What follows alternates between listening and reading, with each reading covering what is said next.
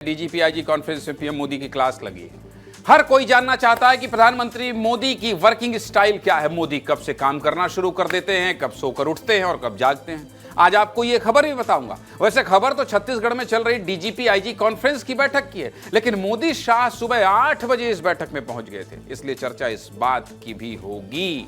जरा सोचिए, 8 बजे बैठक में पहुंचने के लिए सुबह कितने बजे उठना पड़ता होगा? सोचिए आप, सुबह 5, 6 बजे या 7 बजे, क्योंकि मोदी शाह दोनों सुबह उठकर योगा भी करते हैं, पूजा पाठ भी करते हैं। ऐसे में इतनी सुबह उठकर देश के 2 ताकतवर लोग बैठक की तैयारी में लग जाते हैं। समझ गए ना आप, मोदी शाह की सफलता के पीछे होने वाली मेहनत कितनी जबरदस्त होती है।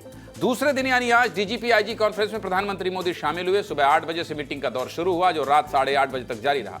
12 घंटे से ज्यादा समय तक हुई बैठक में आज क्या क्या हुआ, आपको सबसे पहले यही बता देता हूं। देखिए, नया रायपुर स्थित आईआईएम में डीजीपी आईजी कॉन्फ्रेंस हो रही है। कॉन्फ्रेंस के दूसरे दिन सुबह से मीटिंग शुरू हो गई है। करीब 8:25 बजे पीएम मोदी आईआईएम पहुंचते हैं, जहां पहले से ही गृह मंत्री अमित शाह, एनएसए अजीत डोभाल समेत देश भर की पुलिस और सुरक्षा एजेंसियों के बड़े अधिकारी पहले से मौजूद रहते हैं। पीएम के पहुंचने के बाद उनका स्वागत किया गया और इसके बाद डीजीपी आईजी कॉन्फ्रेंस के दूसरे दिन की शुरुआत हुई। देखिए रिपोर्ट।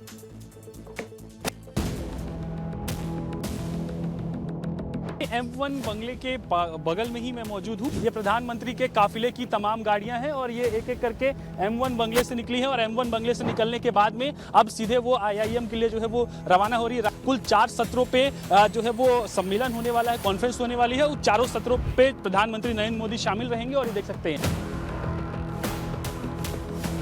दोपहर में भी भोजन व्यवस्था जो है वो IIM कैंपस में ही रखी गई है। रात्रि भोजन व्यवस्था भी जो है IIM में ही रहने वाली। 1 से 2 जो है कॉन्फ्रेंसेस प्रधानमंत्री ने खत्म कर दिया। बीएसएफ के चीफ, सीआईएसएफ के चीफ, सीआरपीएफ के चीफ, इनके साथ किस तरीके से कोऑर्डिनेशन, कोऑपरेशन किया जा सकता है, ये जो है चीजें हो रही हैं। पहली कॉन्फ्रेंसेस में बड़े मुद्दे थे, लेकिन आज अभी वो छोटे हो गए क्योंकि उनका निदान हो गया, लेकिन अभी भी बचे हुए हैं। उनका आगे किस तरीके से सॉल्यूशन करना है, कैसे निराकरण करना है, इन सब पर बातचीत, ये सब कुछ हो रहा है। आज सुबह से लेकर अब तक कॉन्फ्रेंस में दिन भर क्या क्या हुआ है, चलिए आपको ये भी विस्तार से बता देता हूं। आज की कॉन्फ्रेंस में पीएम मोदी की मौजूदगी में 4 सत्र में मंथन हुआ है। इसमें LWE, वामपंथ, उग्रवाद, आतंकवाद निरोध, आपदा प्रबंधन, महिला सुरक्षा और पुलिस व्यवस्था में AI उपयोग जैसे प्रमुख सुरक्षा मुद्दे शामिल हैं। पीएम मोदी के सामने छत्तीसगढ़ के डीजीपी अरुण देव गौतम समेत अलग अलग राज्यों के डीजीपी ने प्रेजेंटेशन दी। छत्तीसगढ़ के डीजीपी ने बस्तर में 2.0 को लेकर विस्तार से जानकारी दी।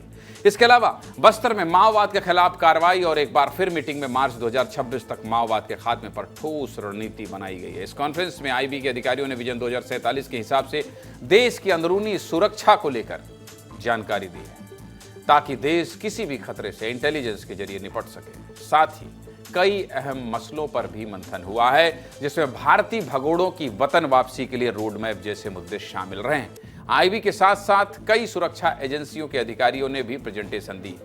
3 दिन चलने वाले इस कॉन्फ्रेंस में प्रधानमंत्री नरेंद्र मोदी कितना समय अधिकारियों के बीच बिता रहे हैं, चलिए ये भी आपको बता देता हूं। देखिए, पीएम मोदी शुक्रवार रात 8 बजे रायपुर पहुंचे। शनिवार सुबह 8:25 बजे IIM में चल रही डीजीपी आईजी कॉन्फ्रेंस में शामिल हुए और लगातार 12 घंटे से अधिकारियों के बीच देश की सुरक्षा को लेकर मंथन किया।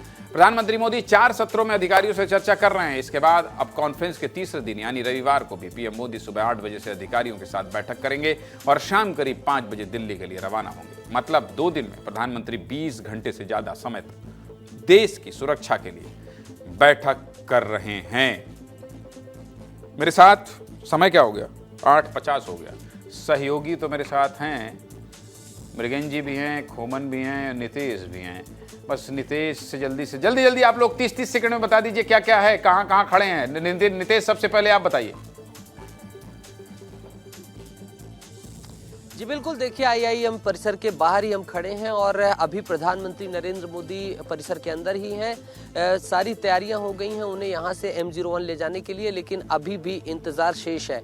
12 घंटे लगातार ताबड़तोड़ तरीके से कई बैठकें, कई बातचीत, परिचर्चाएं, प्रेजेंटेशन, डिस्कशन, टेबल टॉक्स, ये सब कुछ यहाँ पर अंदर हुआ है। और तस्वीर भी दिखा देता हूँ, ये वही तस्वीर अभी जो थोड़ी देर पहले दिखाई थी, अभी भी बिल्कुल उनको यहाँ से ले जाने की तैयारी लगभग हो गई है और अब देखना होगा कि कितनी देर में निकलते हैं। लेकिन आज का खोमन आपके पास तस्वीर, खोमन आप तो इंतजार कर रहे हैं किस चौक में, जल्दी से आप भी बता दीजिए 30 सेकंड में।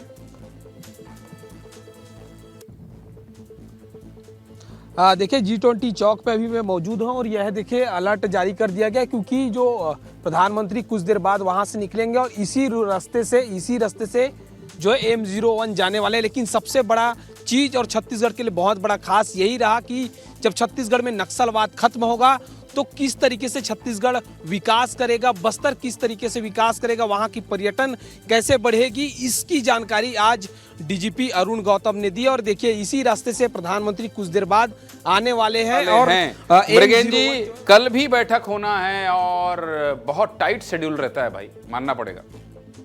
कि आज की बैठक में अलग अलग राज्यों में जो इनोवेशन हो रहे हैं, पुलिस के क्षेत्र में इनोवेशन, उस पर बात हुई। कल भी 8 बजे से बैठक शुरू होगी और शाम 4:30 बजे तक चलेगी। तो आप समझ लीजिए कि आज प्रधानमंत्री नरेंद्र मोदी ने पूरे 12 से 13 घंटे बैठक की और कल भी उनकी 9 से 10 घंटे बैठक होगी और उसमें आने वाले समय में सुरक्षा को लेकर क्या रणनीति बनेगी, बड़ी सीख है। कुल मिलाकर मुझे लगता है अधिकारी हो, चाहे नेता हो, मंत्री हो, मुख्यमंत्री हो, या फिर हम जैसे लोग कामकाजी, सबको यही सीखना चाहिए कि कितने कितने घंटे काम करते हैं प्रधानमंत्री मोदी और शाह। आप तीनों का बहुत बहुत शुक्रिया।